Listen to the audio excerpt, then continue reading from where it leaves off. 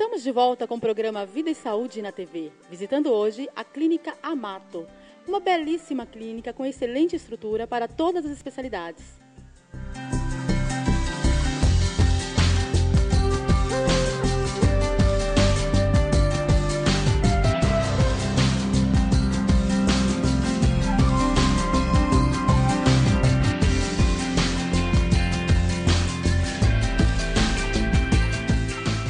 Estou ao lado do Dr. Alexandre Amato, especialista em cirurgia vascular e endovascular.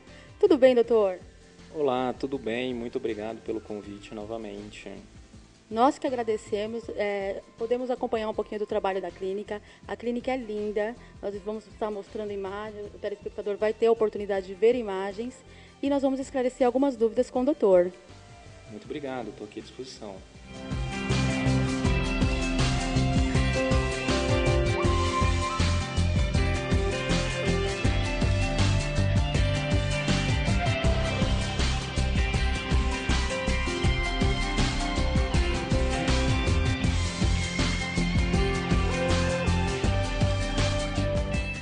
Doutor, toda veia aparente nas pernas é uma veia varicosa? Bom, em primeiro lugar eu tenho que definir o que é uma veia varicosa. Uma veia varicosa é uma veia tortuosa, dilatada, visível a olho nu em membros inferiores. Então, existem veias que são aparentes, veias retilíneas, veias que não estão dilatadas, e essas veias não são veias varicosas, não são varizes. São veias normais que estão aparecendo. Nada demais. E quais são as causas mais comuns das varizes, doutor? Bom, existem dois tipos de varizes. Existem varizes primárias e varizes secundárias. Varizes primárias são aquelas que existe uma hereditariedade. Se a gente procura, a gente vai encontrar um pai, mãe, alguém na família com varizes.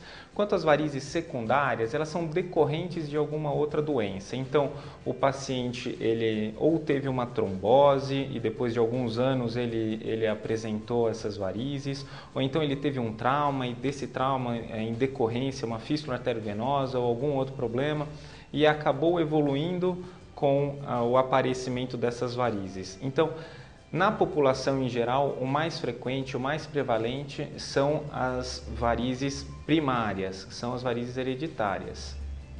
E quais são as principais complicações decorrentes da varizes? Bom, vamos pensar um pouquinho na evolução natural das varizes, né? Então, o que pode acontecer com quem tem essas veias varicosas? Essas veias varicosas elas podem evoluir principalmente para os sintomas, né? O paciente pode começar a sentir dor, começar a sentir uma sensação de peso, de cansaço, um inchaço nas pernas no final do dia. Posteriormente, pode apresentar manchas também. Essas manchas, por exemplo, a dermatite ocre é em decorrência da insuficiência venosa. Outras lesões de pele, subcutâneo, como eczema, a atrofia alba, que seria uma atrofia da pele. Existem várias lesões decorrentes dessa insuficiência venosa. E se não houver o tratamento, isso pode evoluir para situações mais graves, como por exemplo a úlcera venosa. A úlcera venosa são feridas grandes, de longa data, muito frequentemente, que ocorrem por causa da insuficiência venosa. Então esse é o caso mais grave das varizes. Não quer dizer que todo mundo vai evoluir dessa maneira se não tiver tratamento. Muitas pessoas ficam estacionadas na mesma fase a vida toda. Então, e não existe um exame que eu possa fazer que garanta, essa pessoa vai ter uma evolução ruim ou essa pessoa vai ficar assim a vida toda.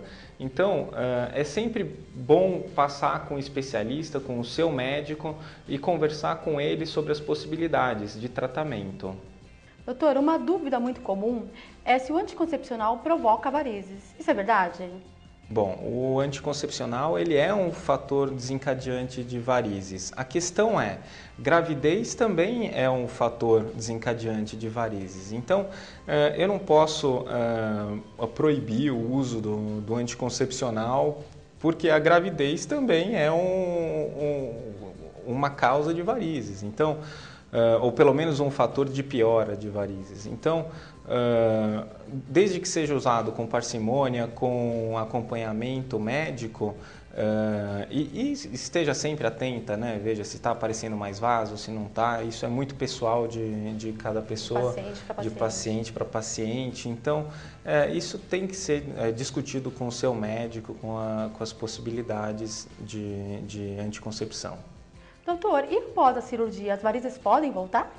Bom, essa é uma pergunta muito frequente. Costumam perguntar também por que eu vou operar se no futuro pode ser necessária uma nova cirurgia. Bom, com relação a varizes, o tratamento que existe hoje é para consequência das varizes e não para causa. A causa não existe tratamento, a doença venosa continua existindo.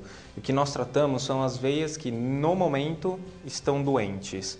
Então, no futuro, pode acontecer de uma veia que está saudável hoje ficar doente. Então, e não tem sentido retirar todas as veias, inclusive as veias saudáveis, numa primeira cirurgia. Então, sim, quem foi submetido a uma cirurgia de varizes pode necessitar de uma cirurgia no futuro. O índice não é tão alto, é em torno de 30%, dependendo dos estudos. Então, isso não é também uma contraindicação para a cirurgia, né? Ninguém vai falar, não vou operar porque pode ser que no futuro eu tenha que operar de novo. Se não operar agora, no futuro a cirurgia será maior do que se não fizer nada hoje. Então, quem operou de varizes pode necessitar de uma nova cirurgia? Pode. E isso é natural, não é erro do médico, não é problema do paciente, isso é evolução natural da doença. Doutor, e como prevenir as varizes?